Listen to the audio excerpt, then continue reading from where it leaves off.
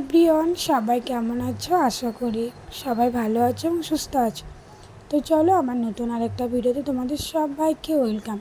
আজ কিন্তু সকাল সকাল কাজের মেয়ে হয়ে গেছে, যেহেতু তোমাদের সঙ্গে আজকে একটা রেসিপি শেয়ার করব। এটা আমার শাশুড়ি মায়ের থেকে শেখা, ইলিশ মাছ ভাজা। এখন তো বর্ষাকাল, তো ইলিশ মাছের সিজন এখন, তা একটু ইলিশ মাছ এই সিজনটা বেশি খাওয়া হয় আর এই সিজনটা বেশি পাওয়াও যায়। তো আমি ইলিশ মাছ খেতে ভালোবাসি বলে তোমাদের দাদাভাই এক দুদিন পর পর ইলিশ মাছ এনে হাজির। আর আমিও তো খুব ভালোবাসি, আমি আদারওয়াইজ অন্য মাছগুলো তেমন একটা খাই না, ইলিশ মাছটা আমি খুব তৃপ্তি করে খাই।